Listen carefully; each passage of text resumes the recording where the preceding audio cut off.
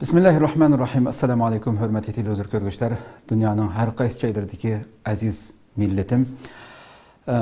İstiqlal ailesi bulu süftümüz bilen 2021 yılını inşallah hemminlarning har xil mayli qaysi sahalarda bulunla xizmetinlarda utuqluq bulushi, tininglarning salomat bulishini inşallah vatanimiz, xalqimiz uchun nurg'un foydali, güzel, xushallanarli işlarning bu yılda ro'yobga chiqishini tilakdoshlik bildirish bilan bugun biz o'tgan bir yilda 2021 yilda vatanimiz Sharq Turkistonga aloqador bo'lib o'tgan eng muhim siyosiy qarorlar, shundoqla vatanimizda yillardan buyon bo'layotgan albatta keyingi 4-5 yilda avjiga chiqqan hammamizning qalblarini pari qilgan nurg'un jihatda bizni tushkunlashtirayotgan bu masalalarni albatta so'zlab kelsak gap uzrab ketadi, ammo biz 2022 yilda kirgan bu fursatdan foydalanib qarindoshlarimizga o'tgan bir yilda bo'lib o'tgan masalalarni tunishtirib o'taylik, bir doklad sifatida qisqa bir shaklda tunishtirib o'taylik deb huzuringizda turibdik. Programmamiz YouTube va Facebook kanallarimiz orqali naq maydondan tarqatilib o'tadi. Ekran oldi chiqib turayotgan nomerlar orqali bizga har qanday bir uchur yozsanglar bo'ladi. Shundoqla ko'plagan qarindoshlarimizning foydalanishi uchun ham baharlab qo'yishni ham unutmaysizlar. Qadrli ko'ruvchilarimiz, hammalarga ma'lum bo'lgandek, biz albatta Xitoy tajovuzchilari vatanimizni ishg'ol qilgan kundan tortib 1949 yildan buyon sanoqsiz, ya'ni inson sanab bo'lmaydigan darajada mayli diniy sahadan bo'lsin, diniy jihatdan bo'lsin, milliy madaniyatimiz bo'lsin, tilimiz bo'lsin, urf-odatimiz bo'lsin, har qanday bizga oid bo'lgan, Xitoyga oid bo'lmagan, Xitoyga yot bo'lgan har qanday xususiyatimizdan butunlay ayirib etish, bizni yo'q qilish uchun turli nomlar bilan shu cho'nglarimizdan anglab keldik kichik vaqtlarimizda va chet elga chiqqandan keyin, erkin dunyoga chiqqandan keyin bu siyosetchilarimizdan nurg'un ilm egilaridan angladik, vatanda bilmaganlarni bilgan bo'ldik. Bu erkin dunyodan foydalanib, ya'ni sanoqsiz, tugatkusiz darajadagi zulmlarni elib bag'anligini bilgan bo'ldik. To'xtatmay elib bordi xalqimiz, ammo bu zulmlarga, bu vahshiylikka bir minutmi taslim bo'lmadi. Shunchalik qurbonlarni berdi. Vatanning ichida yashayotgan vaqtimizda Xitoyning butunlay xato, salbiy tashviqoti, o'zini ham tashviq qiladigan boshqalarni hammasini yo'q qilib, qari ko'rsatib, buni yomon ko'rsatib, shu tarbiyada cho'ng bo'lganligimiz uchun bilamagan bo'lsakmi, erkin dunyo yuzini ko'rgan bu yerda cho'ng bo'lganlar, bu yerda shunchalik oz ma'lumotlarga qaramasdan u yerdagi vahshiylikni texmi cho'nqur shaklda tunib yetgan bo'ldik. Ama xalqimizning hiçbir zaman bu zulmga, bu vahshiylikka taslim bo'lmaganligini, pat holatda cho'ng voqealar, qarshiliklar bildirilib, bu yo'lda sonsizlagan qurbonlarni berganligimizni bildik. Bu xalq bu qurbonlikni berdi. İzchil holatda bosh egmadi. Oxir keldi Xi Jinpingning davriga kelgan vaqtida bu jallod vatanimizni ziyorat qilgandan keyin bu shuncha vala 49 yildan tortib ta hozirgacha bu millatni biz nima uchun assimilyatsiya qilib bo'lmadik, milliy jihatdan bo'lsin, madaniy jihat bo'lsin. Yani bizden tamamen farklı holatni ko'ryapman buni degan shaklda bu yana texmbek vahshiy bostirishim kerak ekan deb jallati Chinchuangoni bu Tibetda jallodligi bilan tunilgan, qonxo'rligi bilan tunilgan Chinchuangoni vatanimizga yo'tkab kelish bilan ichinishlik vahshiy lager siyosati vatanimizda boshlangan bo'ldi. Ve biz 2016 yılının oxiridan boshlab buni asta tunishga başladık. Bu bara o'tirg'i chiqishga başladı.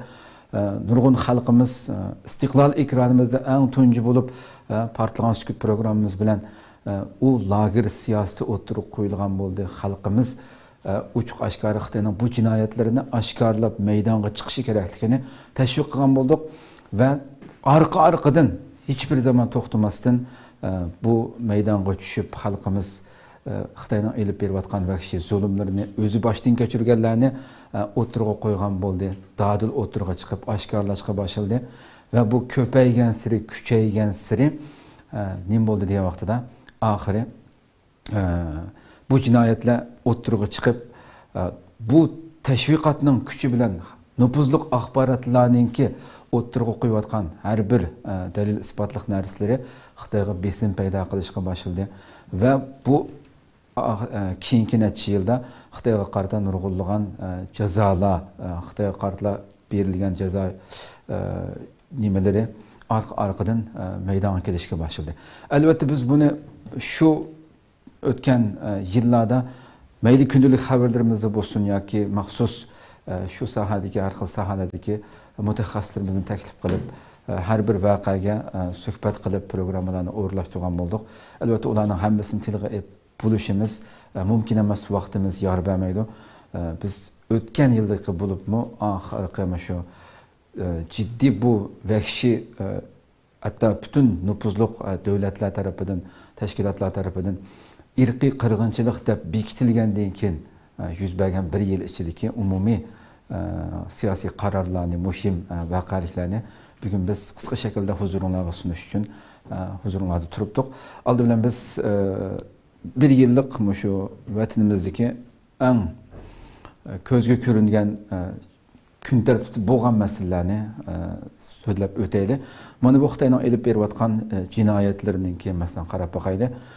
Hatta milliy o'zimizni Türk deb atashga Xitoyning rozi bo'lmaganligi, Türk bayrog'i turdi. Ay yulduzliq bayroq tushirilgan kiyim-kechaklardanmi rahatsız bo'ldi. Buningga chidamadi Xitoy yani. Bunu ko'rib turibmiz. Mayli bu bayroq qaysi shakldagi rangda bo'lsin. İslami kiyim-kechaklarimiz, sakal, erlerimizden koygan sakal burutlarımı taqashgan bo'ldi. Albatta bu yillardan buyon beri en kuchaygan yillar bo'lib qoldi, o'tgan bir qancha yil. Ko'rib turibmiz, bu vahshiyliklar vatanimizning ko'ch-ko'chalarida bu tashviqotlar qilindi. Bu bir jinoyat, diniy asabiy kuch deb qaraldi. Qadrli ko'rmalarimiz. Yana bir rasmga qarab o'taylik bilan mana bu Xotan shahrining zo'ravonlik deb Xitoy amalar ma'lum, yani yillardan buyon davomli holatda deydi hamdi bu. Xilma-xil odatiga Xitoyning hamdi 100 kunlik plan bostirish, 70 kunlik mandaq zarb berish harakati deb xilma-xil bu harakatlarni elib berish orqali xalqimizni mushundaq yoshlarni millatning ichida ularni bir yetishtiradigan, ularga bir meva beradigan yoki bir milliy g'ururi bo'lgan yoshlarni yillardan buyon mushundaq bostirish harakatlari bilan tutib, solab, yo'q qilib etib degandek pat-pat holatda buni to'xtamay avj oldirganligini hammamiz bilamiz. Yana bir rasmga qaraydigan bo'lsak, shu keyingi bo'lib 2016dan keyin 2017da texnik kuchishga boshladi. Oxirgi yillarda bu jazo lageri masalasi Xitoy albatta buni e'tirof qilmaydi. Tunji qatim biz istiqlol ekraniga chiqardik, guvohlik bergan bo'ldi bir qarindishimiz. Shuning bilan oxiri uzilmay bu mangda chaqirgan bo'ldik. Boshda bundaq lagerning mavjud emasligini yillarcha Xitoy buningga kuchi demdi. E'tirof qilmasligi kuchida. Oxirida bu guvohchilarning rasmlik holatda ota-onalarning davosini qilishi, urug' tuqqanlarning davosini qilishi ve bununla xalqarалық nüfuzluq axborotlarninki, hatta davlatlarninki maxsus nimalarni avatib tekshirishlar natijasida hatta sun'iy amra orqali tortilgan bu o'zgarishlar jiddiy kun tartibga kelishga boshladi. Xitoy bu vaqtidan keyin buni yo'q bu lager emasdi, bu maktab bu degan safsatini setib, ta hozirgacha bu safsatini setyapti.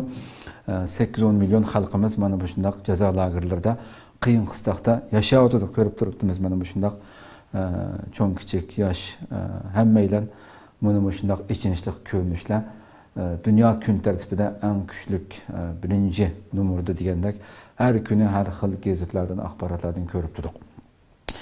Yeni kilayman qarab boqaylik, mushundaq navqiron yoshlarimizni, qizlarimizni xuddi jinoyatchilarda kiyimlarni kiygizib o'ylab boqaylik.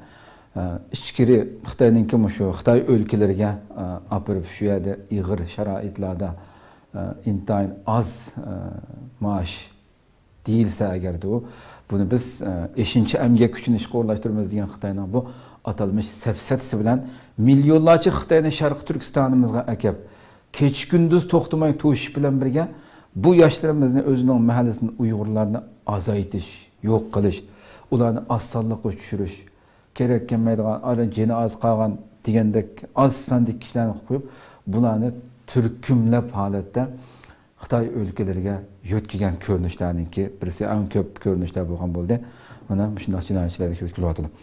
Endi biz bu ko'rinishlarni Xitoy majburiy emgak masalasi nihoyatda jiddiy kun tartib keldi. O'tgan yil bo'lib nihoyatda bu kun tartib har xil jazolar berildi boshqa davlatlar tomonidan Xitoyga. Mana shunday bugungi kunda shu albatta bu normalroq bir ko'rinish albatta biz yıl boyunca ko'rib o'tdik. Hatto kichik nolisid bolalarimizningmi, o'smirlarningmi shu sovuqlarda, nachar sharoitlarda kevalikda paxta terayotganligini bu nihoyat ko'p axborot qilishgan ekan. Xitoy buni yolg'onlash uchun bizga bundaq paxta terish zamonimiz qolmadi, hozir hammasi zamonaviy mashinalarda terildi degan bu safsatini satgan bo'ldi.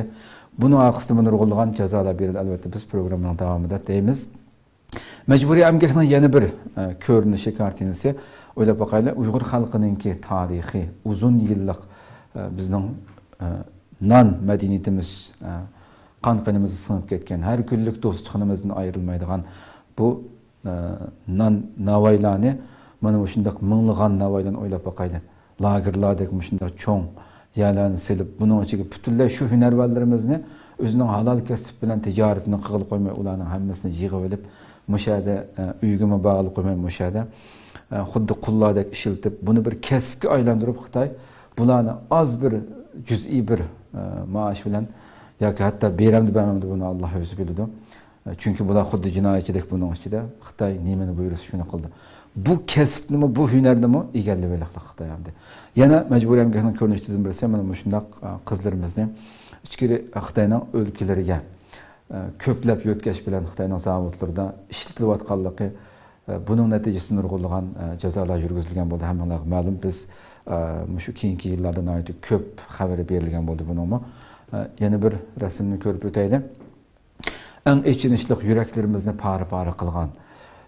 Albatta bu faqat bir tal rasm, ya'ni bir videodan tortilgan bir rasm. Ikkilisi amaliyotda video. Mushundaq yurak parimiz, bu millatning kelgusi bo'lgan shu farzandlarimizni Xitoy tajovuzchilari ota-onasining lageriga olib ketib qolmay, balki bu millatning umid chiroqlari bo'lgan bu narsalarimizni shunchalik nachar sharoitlarda, ichinishli quruq simutlarda ashada yotqizib paskina uning ichilari. U yerda butunlay shu Xitoyning o'zining madaniyati, o'zining Xitoy tili bilan, Xitoy yemak tamoqlari bilan ne halal ne haram hiç qanday ayrılmaydigan hatta tunguz go'shtlarini yegizib degandek ana shunday milliy madaniyatimizning yildizni quritish uchun elib berayotgan bu vahshiy siyosatni dunyo buningdek yuzlagan video va rasmlar bilan tunigan bo'ldi. Bir eg'iz Uyg'urcha so'zlashtirilmaydigan butunlay Xitoy qilib tarbiyalash lagerlari atalmış Xitoy yaslar qarab boqaylik, shunchalik yuraklarimizni azgan ko'rinishlarga biz şahit bo'ldik o'tgan bir yilda. Yana ko'rib o'taylik, mana shu xalqimizni vatanimizda har xil faoliyat Xitoy qizil tashviqoti elib berilgan faoliyatlarni to'xtatmasdan shunday qiyriyash, har kuni yig'ib olib bayroq chiqarish murosimi u bu degandek Xitoy o'zining shu qiyirib qolgan biz istiqloldagi programmalarimizda shahidlarimizning og'zidan angladik hamdi. Qiyirib aranmaydigan, hatto ma'anmaydigan, harbu chaqliq o'rnida quchishib qolgan mo'minlarimizmi buningga chiqmay özürlük sanalmadı. Mana shunday bayroq chiqarish murosimi degandek soatlarcha sovuq bo'lsin, qish, yoz demasdan shunday zulm, vahshiylik elib berildi. Bu faqat bir ko'rinish xolos. Yana bir rasmni ko'rib o'tsak, bu shu tarbiyalash sinflarining ochiligi bo'lsa, xalqimizni yig'ib olib, oqshimi, kunduzi har xil yuzlagan, minglagan rasmlarni ko'rdik.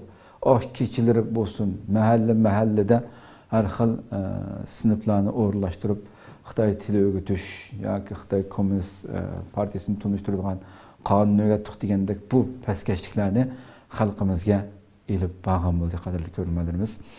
Va eng ko'p kun tartibga kelgan masalalarning birisi nurg'ulg'an dalil isbotliq dokumentlarda bildirilgandek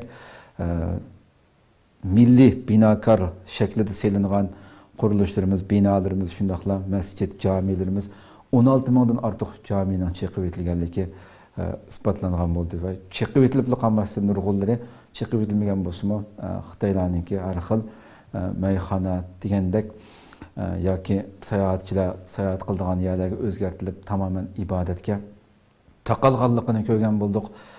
Nurg'unlagan ichinishlik manzillarni biz o'tgan yil shahid bo'lgan bo'ldik hamda. Bu zulmlar davom qilyotdi.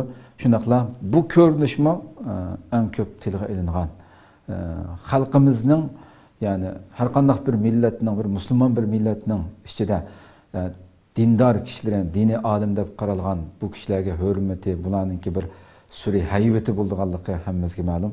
Xitoy bunimi yo'q qilish, bularni mazoqqa qoldirish, bularni mening deganimni qilgan ekan deb o'ylab boqaylik. Masalan, qayerda yosh bo'lsin hammasini o'xshash kiyimlarni kiygizib, Qashqar Hayitgohning oldida va bundan boshqa nurg'un sahnalarda, cho'ng sahnalarda bularni shu Xitoyning lavza musikalariga usul o'ynatqizib, mana shundaq mazoq qildi. Bu ham dinimizga qilingan haqoratni, ham diniy o'limalarimizni, mo'ysipitlarimizni bularni xalq oldida tuvan tushirish, e'tiborini, izzatini yer bilan yakson qilish urinishlardan birisi edi, qadrli ko'rganlarimiz. Bu ham masjidlarningki hatto bu ko'rinishni va bundan boshqa hatto masjidlarimizning mikroblarigacha Xitoyning bu pastkash bayrog'i esildi. Hech qanday dinni e'tirof qilmaydigan bu nomussizlar bu bayrog'ini, bu jinoyatning, zo'ravonlikning bayrog'ini o'zi e'tirof qilmaydigan masjidlarga, ho'yillarga, hatto mikroblarga gacha osurgan bo'ldi, qadrli ko'rganlarimiz. Bu ko'rinishlarni zihnimizda qolgan bo'ldi. Eng echinishli lager siyosati boshlangandan keyin, shu yaqinqi 3-4 yilda bo'libmi, har qanday bir vijdon egasi tasavvur qilishi chet eldagi chet elliklarga, mayli u dindor bo'lsin, dinsiz bo'lsin, normal bir inson deb qaraydigan kishilarga bu masalani Sharq Turkistonda mushundoq zo'rlab tuqqan bo'lsa, deydigan bunda siyosat bor, majburiy Xitoylar uyimizga kirib yotgandan birga yotgan shaklga keldi deganni deyishdan inson nomus qilib ketadigan va qarshi tarafni har qanday bir dinga e'tiqod qilish yoki e'tiqod qilmasligidan qat'iy nazar ularni ishontirishdimi biz qiynaldigan, ishonmay qoldigan darajadagi bu pastkashlik bizning vatanimizda elib berildi, qadrli ko'rganlarimiz. Ko'rib boqaylik, bu va buningga o'xshaydigan yuzlagan, minglagan suratlarni biz oxirgi, ya'ni shu yaqinqi bir necha yilda nihoyatda ko'p ko'rdik. Echishdi, ichimiz, yuraklarimiz echishdi. Bu pastkashlik nima bo'ldi? Yani majbur qo'shmoq tuqqan, o'ylab boqaylik. Buningdakmi pastkashlik dunyoning narida bor. Bu siyosatlar elib berildi mana. Va shundaqla shu go'zal qizlarimiz, Uyg'ur qizlarini lagerga olib ketish bilan u uydagi butun erlarni, ya yigitlarni, erlarni lagerga tiqib o'tish, lagerga solib o'tish bilan birga Xitoyning to'lqinlab kelgunda kelayotgan bu manqurt, bu oqqon Xitoylarga majburiy kimni ko'ziga chiroyli ko'rgan bo'lsa shuni olaman deb turib olgan. Buningga qo'shilmasa uningga ustlab jazo, sen asabiy degandek batnomlar chaplanishga tayyor turayotganligi. Buningga o'xshaydigan nurg'un ichinishli manzillarga shohid bo'ldik, qadrli ko'rganlarimiz. Yani bir insonning butun badani tikan-tikan bo'lib ketadigan, buni qabul qilishi yani mumkin emas bo'lgan manzillarga yuzlab shohid bo'ldik. Mana bu ishlar yuz beryapti vatanimizda, hali ham yuz beryapti. Bichora shu narsalarimiz, shu qizlarimiz o'zininki ota-onasi yoki lagerdikini sen ma'qul desang chiqaramiz, ota-onani qo'yib beramiz. Yoki sirtda bo'lgan bo'lsa, ma'qul demasang oilani butunlay lagerga solib o'tamiz degandek bu pastkash tahdidlarga uchragan, nurg'unlagan ishlarga shohid bo'ldik. Bu ham hali ham davom qilyapti. Ammo shundoq bir jinoyatning kun siri xalqaro oshkorlanishining natijasida bo'libmi keyingi qancha yilda bo'libmi o'tgan yilda nurg'unlagan siyosiy qarorlar Xitoyga orqa-orqadan kelayotgan jazolar ham ijro qilingan bo'ldi, ro'yobga chiqqan bo'ldi. Bu albatta bizni texnik umidlantirdi. Biz shuning uchun biz 2021-yili shu eng muhim bo'lgan qarorlarni huzuringizga qisqacha bir shaklda sunib o'taylik deb o'ltiribdik. Oldi bilan biz nimaga qaytsak, o'tgan yil, ya'ni 2021-yili birinchi Trump yani 1. 5. günü Amerika prezidenti Trump ma'muriy buyruq imzolab Xitoyga munosabatlik Chumil guruhi, yani Alibaba şirketiga tabe bo'lgan Chumil guruhining Alipay va Tingshun şirketi qatorliq 8 yumshoq detal ishlab chiqaruvchi şirketler bilan har qanday savdo muomala qilishni cheklagan, shuningga imzo qo'yayotgan bir ko'rinish. Buningga shohid bo'lgan bo'ldik. Shundaqla orqadan 1. 12. kuni yana Trump buyruq tushirib, Amerikaliklarning Xitoy armiyasi bilan munosabati bor shirkatlarga mablag' selishini chekladi.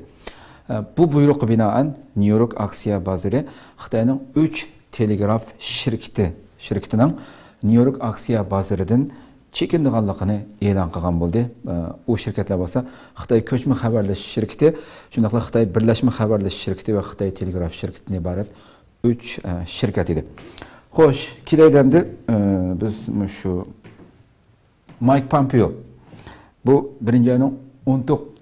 19. kundaki yani yeni prezident bu vaqtida saylan bo'ldi Amerikada.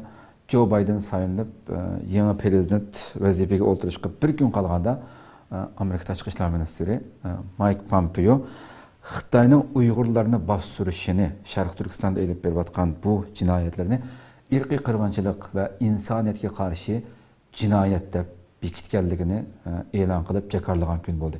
Bu albatta tarixiy bir kun bo'lib tarixga yozilgan bo'ldi.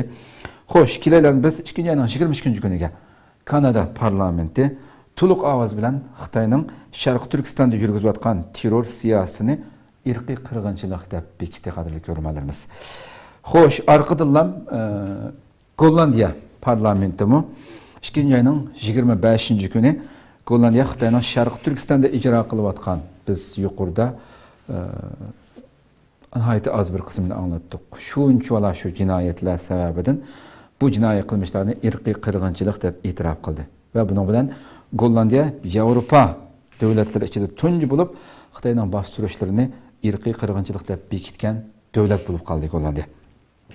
Arqadan kelaylik yani 25. kuni albatta biz bu bo'lib o'tgan yili bu Beijing qishliq olimpik, yani mushu yil 2022 yili bu yil o'tkazilgan Beijing qishliq olimpik tanharkat nimasiga qarshi butun arqadan nayt kuchlik inkaslar bo'lyotdi. Buni amaldan qoldirilishi o'tirib qo'ygan bo'ldi. Cümleden bu 25. yılda 180 xalqaro tashkilot birlashib bu 2022 yillik Beijing qishliq olimpik tanharkat musobaqasini boyqut qilishga chaqirgan kun bo'ldi, qadrli ko'ruvchilarimiz. Xo'sh, orqadan kelaylik 3-oyning oxirida Yevropa parlamenti, Yevropa ittifoqi, yani Yevropa ittifoqi Xitoyning Sharq Turkistonda ijro qilayotgan bostirish siyosatini ve irqiy qirg'inchilik qilmishi sababli, yani bostirishi va irqiy qirg'inchiligi sababli 30 yildan buyon tunji qatim Xitoyga jazo yurgizishi e'lon qilgan kun bo'ldi, 3-oyning oxiri. Bu şekilde. Albatta 3-oyning 25. kuni kelsak, bu kun Xitoyning tashqi ishlar ministri ma'lumoti bo'lgandek Turkiya ziyarati qildi. Bu jinoyatchininki Turkiya ziyarati jarayonida mayli İstanbul bo'lsin yoki Ankara, Turkiyadagi ikki cho'ng shaharda nihoyatda keng ko'lamlik bu tajovuzchininki Turkiya ziyaratiga qarshi norozilik namoyishi, axborot e'lon qilishigini o'tkazilgan bir ko'rinish. Xo'sh, orqadan kelaylik biz 4-oyning 1 kuniga. Hammalarga ma'lum 4-oyning 1 kuni dunyoda yolg'onchilar kuni yoki chaqchaq qilgan biz bilamiz hamda. Bu shunday tunilgan bir kun hamda. Bu kunda Turkiyada faoliyat qilayotgan Sharq Turkiston inson haqlari ko'zitish jamiyati Turkiyadagi nufuzli yerlik jamiyatlar bilan, cho'ng jamiyatlar bilan birlashib bu kundan foydalanib biz Sharq Turkistonda bo'layotgan bu vahshiylik, bu inson qalbidan chiqqan jinoyatlarni bir kun tartibga olib kelaylik degan plan bilan 34 davlatda 200 ga yaqin tashkilot ovoz qo'shib bu İstanbul'daki bir ko'rinish shaka değil, soykırım. Yani chaqchaq emas, irqiy qirg'inchilik shuari bilan har xil tillarda 34 davlatda o'xshash vaqtda 4-oyning 1 kuni bu faoliyatni elib borgan bo'ldi. Xo'sh, Kilaylamda 4 ayning 21 kuniga qadar ko'rmalarimiz. Amerika Avam Palasati Tashqi ishlar komiteti Uyg'ur majburiy emgekining oldini olish qonuni va Xitoyning Sharq Turkistondagi irqiy qirg'inchilik va insoniyatga qarshi jinoyatini ayblash haqidagi ikki qonun loyihasini bir vaqtda ma'qullagan bir kun 4 ayning 21 kuni bu irqiy majburiy emgak masalasidagi. Xo'sh, 4 ayning 22 kuni kelaylamdi. Angliya parlamenti Xitoyning Sharq Turkistonda ijro qilayotgan terror siyosatini to'liq ovoz bilan irqiy qirg'inchilik deb bekitdi. Buning bilan Angliya, Amerika, Kanada va Gollandiyadan keyin Xitoyning Uyg'urlarga qaratgan jinoiy qilmishlarini irqiy qirg'inchilik deb e'tirof qilgan g'arb parlamentlarining biri bo'lib qoldi, qadrli ko'rmalarimiz. Xo'sh, endi kelaylik 5 ayning 12 kuniga. 5 ayning 12 kuni bu ko'rinish shu vaqtda chiqqan nimalar? Avstraliya hammamizga ma'lum, biz xabarlardan nurg'ulg'an ularning e'lon qilgan hatta programmalarni qildik, suhbatlar qildik. Avstraliya strategik siyosat instituti ASPI deb qisqartirilmas shaklda tilga ilinib kelayotgan bu institut yangi dokument e'lon qilib, Xitoyning Sharq Turkistonda yo'l qo'ygan majburiy tug'ut cheklash, majburiy planliq tug'ut siyosatining mushu siyosat sababli Sharq Turkistonda Uyg'ur qatorliq millatlarning tug'ilish nisbatining qisqa muddat ichida jiddiy tuvalliganligini, bu normal bir tashkilot emas, bir dernek, bir kichik bir tashkilotlar emas. Shun Xitoy bu institutni ayıplab xilma-xil nima qilib boqdi. Tashqi ishlar ministrini tortib ayıpladı. Bununga qarshi faoliyatlarni o'rlashtirdi Xitoy. Har xil yolg'on guvohlik berish sahillarini o'rlashtirdi, qadrli ko'rganlarimiz. O'tgan yil eng ko'p qildi buni Xitoy. Mushuni bu tashkilotning dalil isbotli xalqaro saviyadagi isbotlab chiqqan, o'tirg'i qo'ygan narsasini yolg'onlash uchun Xitoy puti ko'ygan to'qidek saranglarcha yolg'on tashviqotlarni elib bordi o'tgan yil. Bu dokument 5 ayning 12 kuniga intayin muhimki, bu yerda tilga bir jumla so'z bor. Bu nüfus shunchalik qisqa muddat ichida shiddatli tövəllediki Sharq Turkistonda bu tövəllash Suriyadagi ichki urush, Livanda va Kambodja qirg'inchiligi mezgildagi tövəllashdan eshib ketdi degan o'tirib qo'ydi, qadrli ko'rmalarimiz. O'ylab boqaylik. Yani mushundaq bir jinoyatlar ishlanmoqda vatanimizda. Xo'sh, kelaylamda 5 ayning 12 kuniga dunyoga mashhur Boyliq jurnali va 2021 yillik o'tgan yillik shu dunyodagi ta'siri eng kuchli 50 rahbar tizimligini e'lon qilib, bu tizimlikka hammamizga tanish bo'lgan Uyg'ur advokat shundoqla hozir xalqaro diniy erkinlik komitetida komissar bo'lib vazifa o'tayotgan Nuri Turkal efendim bu tizimlikka kirgizilgan bo'ldi. Xo'sh, endi 5 ayning 21 kuniga kelsak, Yevropa parlamenti belat tashlash orqali Yevropa Xitoy mablag' silish kelishimini to'g'nitish haqida rasmiy qaror ma'qulladi. Nima uchun to'g'nitdi? Albatta bu yerda milyardlarca yevro masalasi va savdo tijorat masalasi va ama bu arkadan ispatlanayotgan, o'tirg'i qo'yilayotgan Xitoy numussizlarcha e'tirof qilmay, yana o'zining bilgan depini chelayotgan Xitoyga qarshi bu nayeti kuchli bir nim bo'lgan bo'ldi. Albatta bundan keyin Xitoy chiqib bu Yevropa parlamentida shuningga belat tashlagan nurg'un parlament a'zolariga jazo yurgizish qildik, ani qildik, mani qildik deb Xitoy tepichaklagan bo'ldi, ammo ish qiyaramadi. Ya'ni bu qarorma e'lonlangan bo'ldi. Xo'sh, kelayli o'tgan yilgi eng muhim hadislarning biri albatta cheksiz 6 ayning 4 kuni Angliya poytaxti London shahri tashkillangan Uyg'ur sud kollegiyasi albatta o'tgan yil 2 qatim ochilgan bo'ldi. Birinchisi 6 ayning 4 kuni, ikkinchisi 12 ayning 9 kuni o'tgan yil ichilib 2 qatimliq albatta buning ichida nurg'ulg'an guvohchilar, har xil sohalardagi mutaxassislar, qonunshunoslar bu yerdagi butun guvohliklarni anglab, tekshirib, nurg'un tayyorliklar bilan nihoyatda puxta ichilgan suddan keyin oxirgi qaror yakun Xitoyning Sharq Turkistonda elib berayotgan jinoyatlarini qanday bekitdi, irqiy qirg'inchilik va insoniyatga qarshi jinoyat deb bekitdi. Albatta bu bundan keyingi davlatlarning har xil qarorlarni elishiga turtki bo'ladi. siyosiy sohalarda xizmat qilayotgan tashkilotlarning qo'lini texnik kuchaytirishida shak yo'q deb qaraymiz. Xo'sh, kelaylamda yana bir albatta biz o'tgan yil albatta yillardan buyon oxirgi bo'libmi 4-5 yildan buyon pat-pat bularning xabarini berib turyapmiz. Millatimizni yetaklay oladigan qalam quvvati bo'lsin yoki o'zi qilayotgan mushu rasmda ko'rib turayotgan nurg'un ziyodilarimiz qarab boqaylik. Ya'ni millatning ko'zga ko'ringan, millatga hassi qo'sha oladigan, millatning umid chiriqi bo'lgan bu ziyodilarni Xitoy bu millatning ichidan bularni yig'ishtirib, yo'q qilish orqali hech qanday umid bularni qo'ymayman degan maqsadda bularni eng ko'p bular tilga ilingan bir yil bo'ldi o'tgan yilmi. Nurg'unliqlar bularning ichidagi lagerlarda öldürülgenler var bazıları uzun muddetsiz kesilgenler var. Bu halkaralık nobuluk teşkilatlar tarafından mükafat verilgenler var. Elbette biz şu ötken yıl şu işler boğanda biz günlük haberlerimizde pat-pat bulanınki meselelerini tilga elip malumat berip tuğan bulduk. İnşallah bulanımı tez fırsatda kutuluşuğa tilektaşımız. Hoş, 6. yanın 24. günü gelsek Amerika Kengash palatasi Tashqi munosabatlar komiteti Uyg'urlarni majburiy emgakka selish orqali ishlab chiqarilgan Xitoy mahsulotlarining Amerikaga kirishini cheklash haqidagi qonun loyihasini ma'qullagan kun 6-oyning 24-kuni.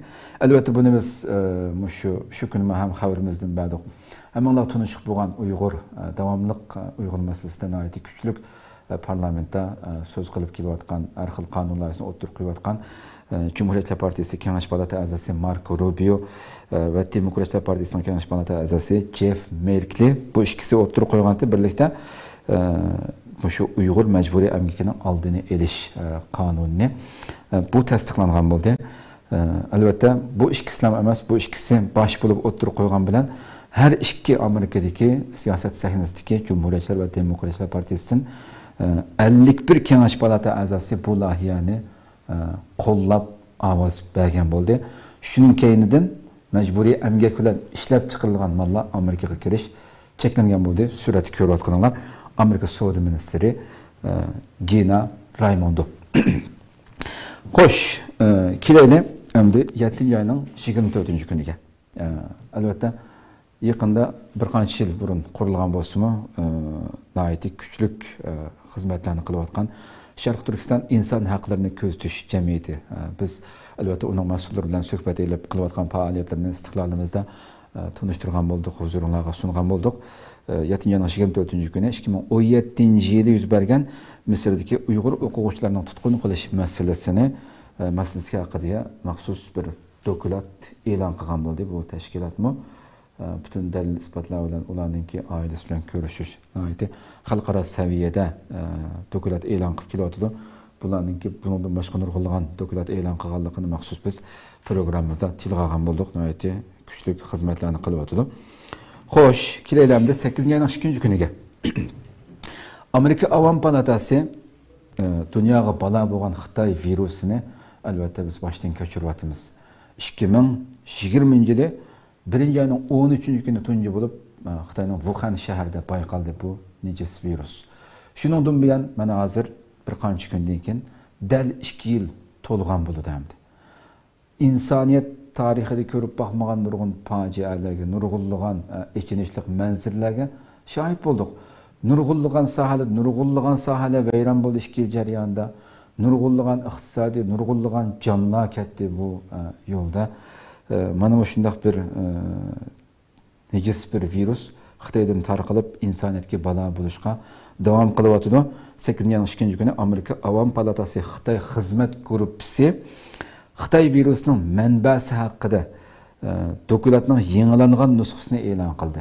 Ma'lumotlar bo'lgandek, ilgirki sobiq rais bu cho'qim Xitoy deb ham nihoyatda kuchli pozitsiya bildirgan. Bayden kelgandan keyin uni tekshirishga maxsus ömek vazifa berib ularga mana mashinchilik vaqtning ichida buningga keskin bir shaklda mana dokument berislar deb vazifalantirgandan keyin dokumentning eng oxirgi yangi nusxasini e'lon qildi hamdi. Amerika Avam palatasiningki Xitoy xizmat guruhi.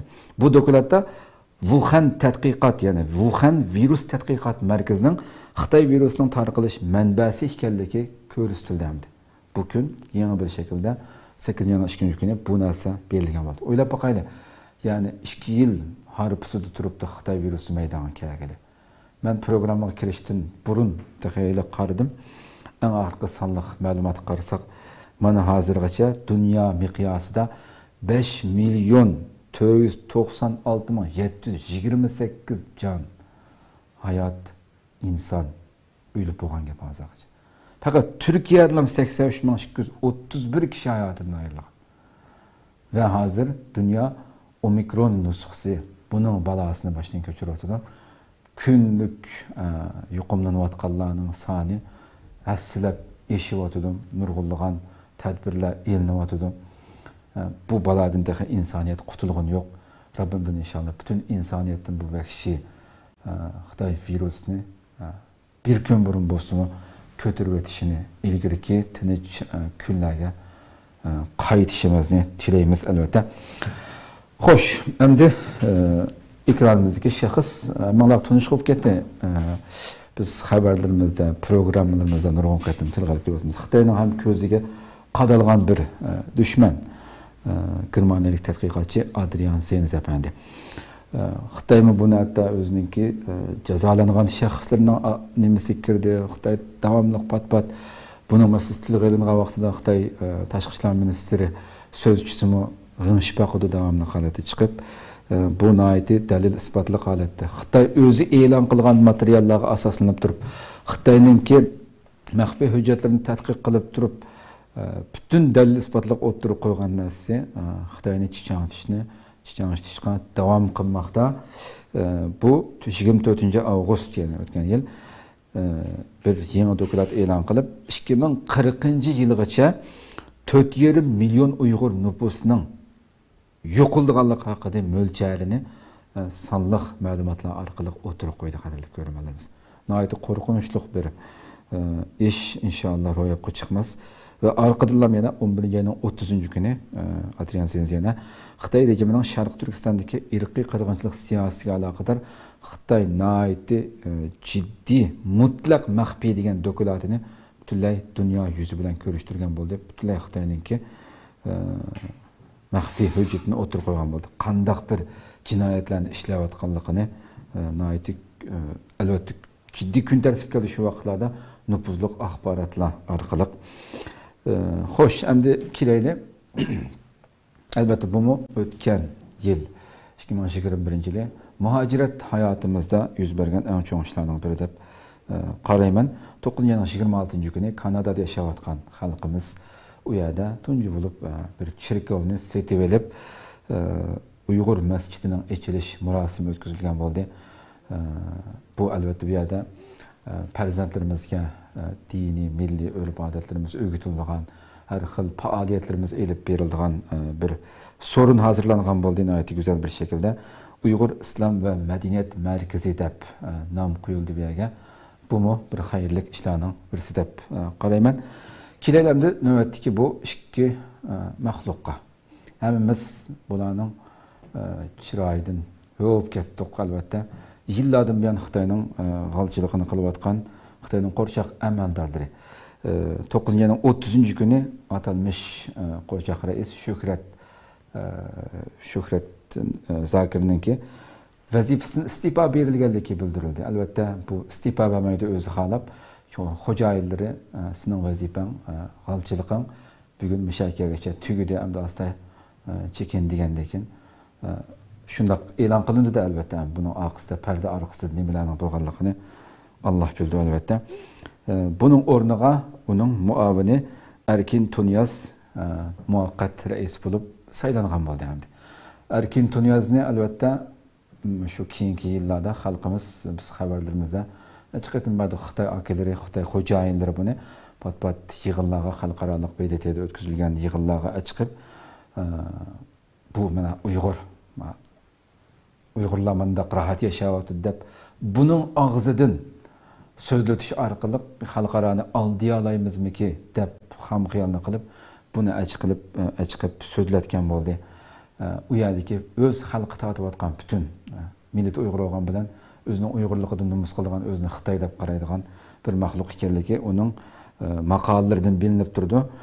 Bu muvaqqat reis bolup saylangandan keyin Xitay xabar manbalari bununki şu ilgiri yazgan Uygurlar haqida Uygurlarni Türk dep qarashgan bolmaydı. Biz Türk emas, biz degan Junxo milletinin bir kısmı falan bustan degandek bu safsatlarni bas-basda Xitay xabar manbalari muvaqqat reis bolup saylangandan keyin bu mahluk o'ttirga qo'ygan bo'ldi. Albatta bu 2014 yildan boshlab ilgari bu Xotan viloyatlik tashkilot bo'limi Xotan viloyatlik komiteti xizmat qilgan 2014 yildan boshlab atalmış Uyg'ur Avtonom Rayonlik hukumatiniki muavin raisi bo'lgan temdi. 9-oyning 30-kuni bo'lsa Shuhrat Zakir yo'liga selinib bu keldi. Bu büyük ihtimalda reis bo'lib saylanishi mumkin hozirgi yangi mahluk bilen, yangi jallat bilen. Körümüz bunun aldı, bundan keyin yana qandaq nejisliklarni qildi. Albatta bunun tarihi milletni yo'qotish uchun qilgan Xitoyga chakarligini biz materiallardan ko'rib turibdik. İnşallah bununla müyesser olmaz. Xo'sh, kelaylamdi 10-oyning 9-kuniga.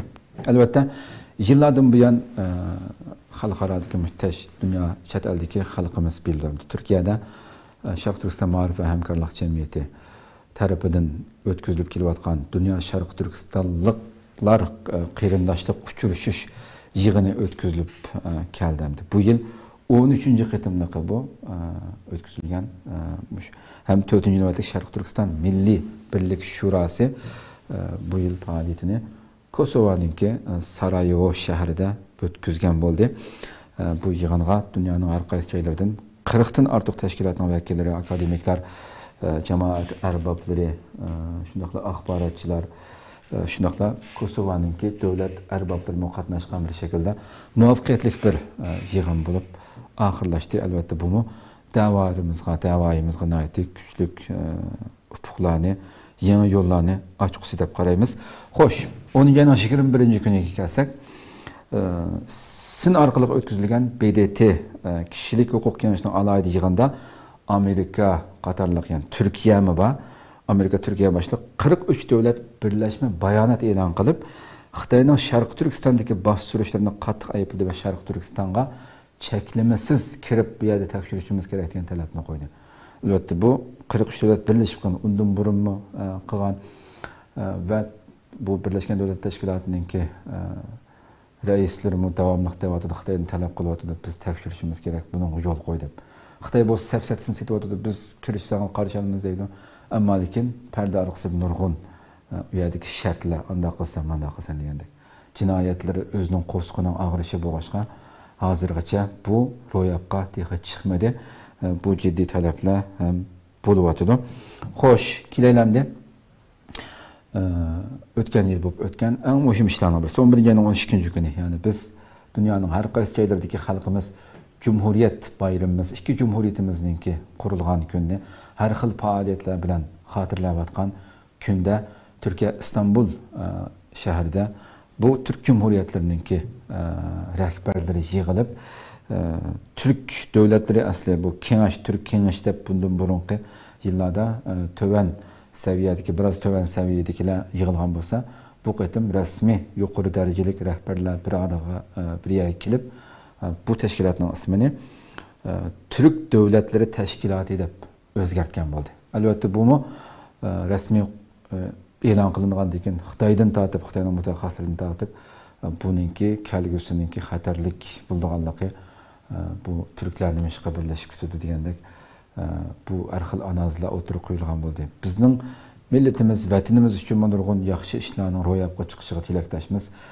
Bu ishlar bu qurilgandan keyingi mayli Turkiyadagi siyosat tashkilotlar bo'lsin, masalan shu partiyalar bo'lsin, ularning o'tirib qo'yayotgan so'zlariga qarasak, albatta buningki yaqin kelgusida milletimiz uchun yaxshi kuchi bo'lganligini ko'rib yetalaymiz. İnşallah şundaq bo'lishiga tilakdoshimiz, qadrli ko'rmalarimiz. Xo'sh, endi 11-oyning 13-kuni kelayli qadrli ko'rmalarimiz. Bu Angliyada nayeti keng ko'lamda hakikaten dünyanın har qaysi joylaridagi xalqimiz ijtimoiy uçur vasıtalardan ciddi şekilde köydük. Nayeti hiç bundan burun bo'lib baxmagan bir şekilde Stand for Uyghurs yani Uyghur üçün, Uyg'urlar üçün dastur şuarı bilen bütün İslami teşkilatlar birleşip keng ko'lamda 5000 kişilik namoyish yani Angliyaning yani Londondagi Xitoy elchixonasi ve Manchester'dagi Xitoy konsulsi oldida nayeti keng ko'lamli ciddi bir nidolar bilan keng ko'lamli namoyish elib berilgan bo'ldi. Bundaq faoliyatlarning albatta texmo ko'plab elib berilishiga tilakdoshmiz. Xo'sh, endi 12-yilning 14-kuniga kelsak, qadrli ko'ruvchilarimiz, Türkiye'deki en çok öktüçü partiyalardan biri bo'lgan İyi Partisi amalığa malum. Bu partiye naiti neçe aylık cepalık izleniş, tekşürüş, ispatlarını toplaş, guahçılar bilen görüşüş neticesi ahırda bu dokülatın ismi ekranına çıktı. Uyghur Abnum Rayoni İnsan Hakları Dokülati. Yani bu ne resmi bir siyasi organ bo'lganligi uchun, partiya bo'lganligi uchun bunu mecbur hem de bunu doğru düşünüşümüz gerek. Yani Şarkı Türkistan'da buluvatkan vahşilikni bütün roşan bir şekilde oturup koydu ve bunun arıqsız durduğanlığını bildirdi. Hemimizge malum biz bütün haberlerimizi berivatımız bu partiyanın reisi Meral Akşener Hanım olsun ya ki o partiyadaki başka milletvekilleri olsun. Hemmesi bütün faaliyetlerde yığınlarda herkes Uyghur Abnum Rayoni ya ki Xitay'ın devatkan Şinjan diyen sözünü asla işletmeydi. Devamlı halette Şarkı Türkistan o bizning qadimiy azali tuproqimiz Uyg'urlarning zimini, Türklarning zimida kelayotgan nihoyatda kuchlik o'qituvchi partiyalarning biri buni e'lon qilgan bo'ldi. Xo'sh, kelayli 12-yilning 15-kuniga bu mushu keyingi bir qancha oydan buyon bo'lib Marokashdagi masaladan keyin ciddi bir şekilde kun tartibda hali ham turyotidi. Qarindoshimiz İdris Hasanning masalasi. 12-yilning 15-kuni Marokash sud mahkamasi bu qarindoshimizni tutib olib, yani buni Xitoyga qaytarish masalasida qaror e'lon qilgan bo'ldi. Bu e'lon qilgandan keyin albatta Turkiyadagi mayli bizning tashkilotlar bo'lsin va yoki boshqa xalqarodagi nufuzli tashkilotlar bo'lsin, hozirgacha nufuzli axborotlarni buni qaytarishning bo'lmaydiganligi, qaytarmaslik haqida Marokash hukumatiga jiddiy besimlar buluvatıda. İnşallah pat fırsatda qarindoshimizniki qutulib Türkiye'deki ailesinin, farzandlarının yeniga kelishiga tilakdoshmiz. Xo'sh, buni aqistillam albatta buni tilga olganimiz bu qarindoshlarimiz yani bu Saudiya Arabistan'da 2020 yılı 11-yilning 20-kuni o'sha Hamdullah Vali bu efendim yendikisi Nur Muhammed Rozi turayotgan uydan Saudiya Arabistan'da tutup ketildi. Bular asli haj qilg'ili ketgan.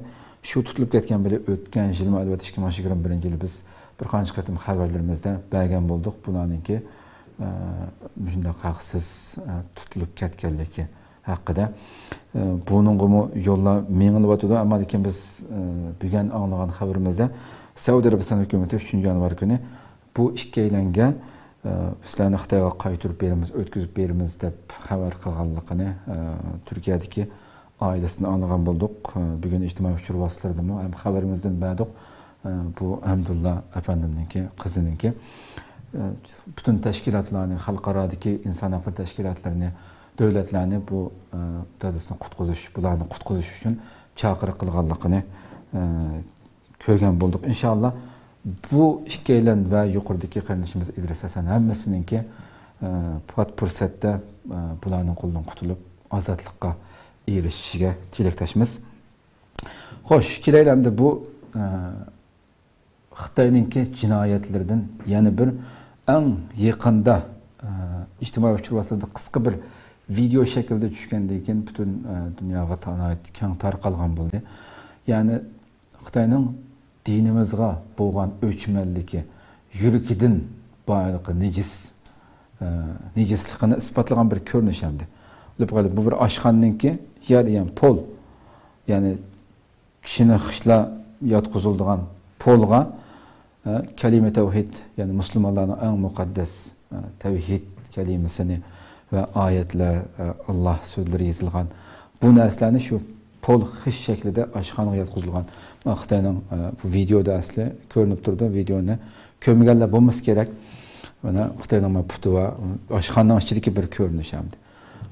Bu dinimizga eng cho'ng haqorat qilayotgan bir ko'rinish bo'lib, tarixga yozilgan bo'ldi. Buningga bu munosabat bilan albatta Turkiyadagi Sharq Turkiston Ulamolar birligi tarafidan keng ko'lamda bir Xitoy konsulxonasi oldida namoyish tashkillandi. Islom dinini xitoylashtirish siyosiy va kalima tavhidga qilgan haqoratiga qarshi norozilik namoyishi elib berilgan bo'ldi. Xo'sh, kelaylik bu ikki ko'rim sizga. Albatta buningki Xitoy programmaning 5 dedim. Xitoy Xi Jinping Xinjiangni Tibetdan olib kelib, bütün hozirgacha biz bilgan vahshiyliklar, bu jinoyatlarni bunun quli orqali ijro qilg'izdi Xitoy hamda. Albatta buningki biz yo'tkab almashtirilishini bugun Xitoyga bo'layotgan, biz yuqorida so'zlab o'tgan Xitoyga kunda har xil davlatlardan, cho'ng xalqaro tashkilotlardan kelayotgan jazo, tijorat shirkatlariga kelayotgan jazo, bu ham eng cho'ng jinoyatchining biri bo'lish sifati bilan bu ham qor tizimiga kirgizilgan bir maxluq hamdi. Shu sababdan Xitoy buni bir almashtirish niyatiga kelgan bo'lsa kerak. 12-25 kuni bu Jallat Xinjiangning o'rniga yenidagi mashin ruyini almashtirgan bo'ldi. Bu mu kilakanmay o'zininki qandaq abdi bashrisi bog'liqini e'lon qilgan bo'ldi. Oldimizgi kunlarda ham ko'ramiz buningki qandaq nejisliklarni, ya'ni ikkisi oq et, ko'k et, yani farqi yo'q yani. Bir it ketgan bo'lsa, yana bir it keldi degan gap. Hech qanday farq bo'lmaydi, albatta xalqimiz buni biladi. Mayli kim olmasa olmasin, chunki hammasi Xitoyninki jallotlari.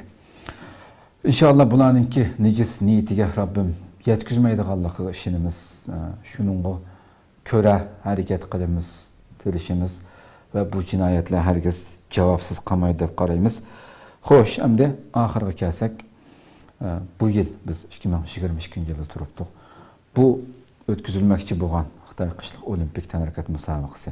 Buningga qarshi dunyoda nurg'unlagan buni boyqut qilish haqida nurg'un chaqiriqlar talab qilingan bo'ldi. Nurg'un tashkilotlar tomonidan olimpik komitetiga sunilgan talablar bo'ldi. Bu bakmo ro'yobga chiqishi amalga oshmasligi mumkin deyilgandan keyin endi hozir rasmiy bu chaqiriqlarning, bu besimning kuchi bo'lganligida shak yo'qki, Amerika, Avstraliya, Angliya, Kanada, Shotlandiya, Litvaniya va Kosovo hukumatlari Xitoyning Sharq Turkistonda ijro qilayotgan vahshiy jinoyatlari, irqiy qirg'inchilik, insoniyatga qarshi yurgizayotgan bu jinoyatlari sababli Beijing qishliq olimpikini diplomatik boykot qiladiganligini e'lon qilgan bo'ldi, jakarlagan bo'ldi. Bu nima degan gap?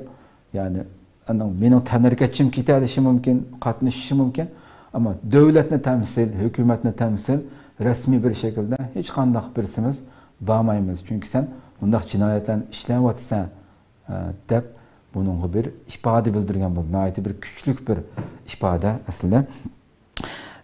Ve bunun arkasında elbette Japonya, Yeni Zelandiya, Germaniya ve Avustraliya hukumatlari Beijing qishliq olimpiyaga hukumat amaldorlarini avatmaydiganligini bildirgan bo'ldi, qadrli ko'ruvchilarimiz. Albatta bu yil bu musobaqa o'tkazilguncha yana bu safga nurg'unlagan davlatlarningki insoniy, vijdoniy tuyg'usini yo'qotmagan bu jinoyatlarga bir kishilik ifodamni buningga maydonimni o'ttirg'a qo'yman deydigan yana nurg'unlagan davlatlarning chiqadiganligiga ishonamiz. İnşallah bu zulmlarni tugisi oxirlashgusi, qadrli ko'ruvchilarimiz. Biz kuchimizning yetishicha, qo'limizdan kelgancha şu qisqa bir şekilde bir yıllık bir xulasını zihnlardan bir ötkizish uchun bugün huzurlarda turibdik.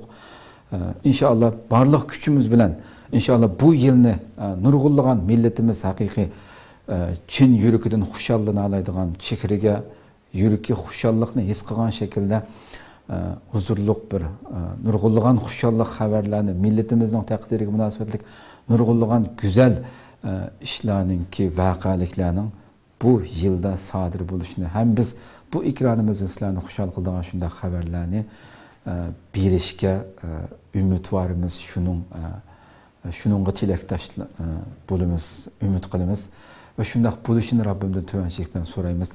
Dunyoning har qaysi joylaridagi xalqimizga mu albatta bugünkidek davoyimiz, Sharq Turkiston davosi butun dunyoda bunchalik kun tartibga kelgan, her yerde tilga ilinayotgan shunday fursatni ching tutib, qo'limizdan hammamizning bir ishtirokida chuqum.